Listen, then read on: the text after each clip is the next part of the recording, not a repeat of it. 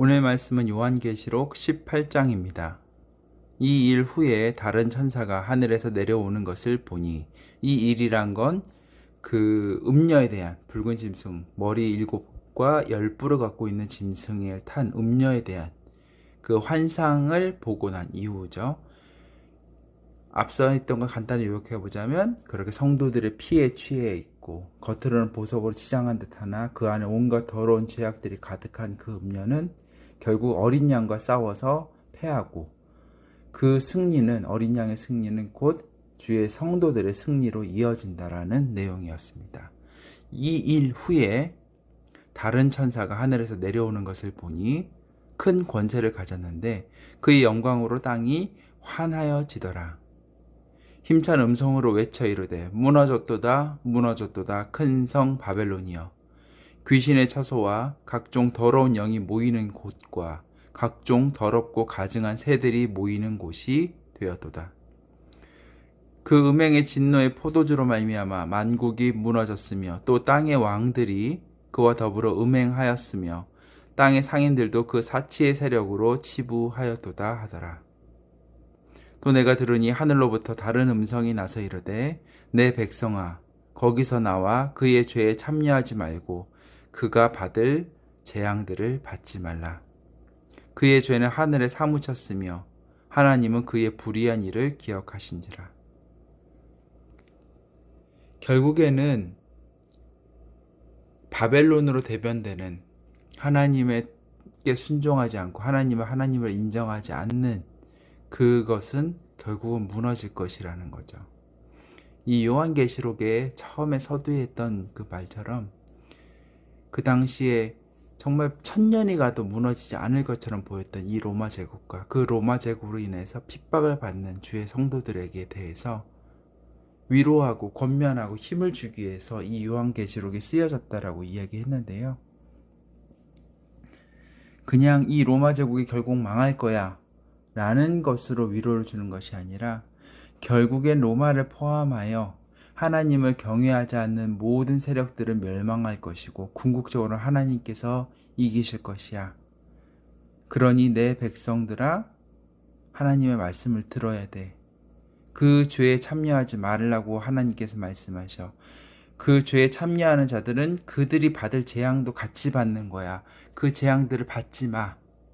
하나님께서는 그들의 불의한 것을 다 기억하고 계셔 라고 이야기하고 있는 그 간절한 외침을 여기서 볼 수 있는 것 같아요. 그가 준 그대로 그에게 주고 그의 행위대로 갑절을 갚아주고 그가 섞은 잔에도 갑절이나 섞어 그에게 주라. 하나님께서 이렇게 갚으신다는 거죠. 그가 얼마나 자기를 영화롭게 하였으며 사치하였든지 그만큼 고통과 애통함으로 갚아주라.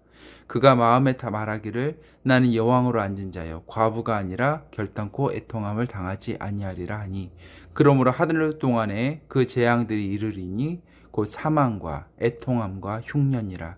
그가 또한 불에 살라지리니 그를 심판하시는 주 하나님은 강하신 자이심이라.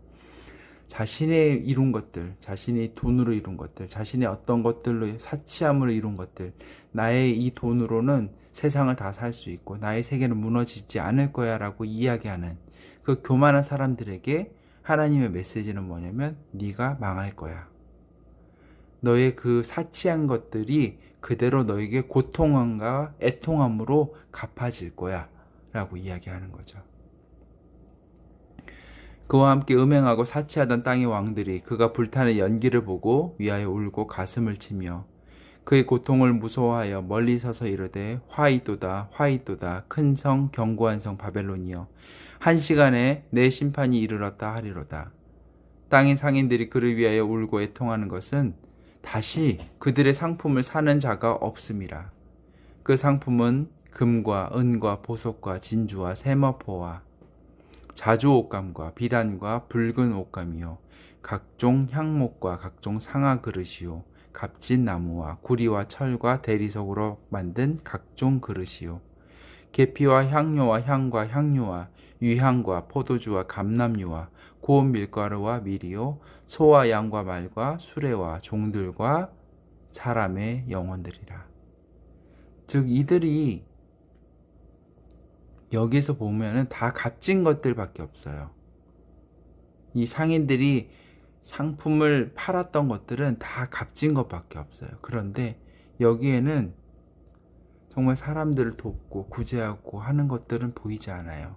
왜 그걸 알 수 있냐면 정말 사람들이 일상에 필요한 것들은 없기 때문이에요. 오직 사치품만, 그 자신의 어떤 사치와 허영을 충족시켜주는 물건들밖에 없고요. 그리고 그들은 사람의 영혼들도 파는 물건으로 취급을 했다라는 걸 알 수가 있어요.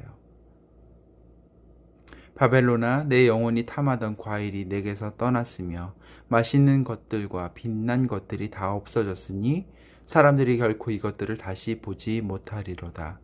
바벨론으로 말미암아 치부한 이 상품의 상인들이 그의 고통을 무서워하여 멀리 서서 울고 애통하여 이르되, 화이또다 화이또다 큰 성이여, 세마포 옷과 자주 옷과 붉은 옷을 입고 금과 보석과 진주로 꾸민 것인데, 그러한 부가, 이런 부요함이 한시간에 망하였도다. 순식간에 망하였다는 거죠.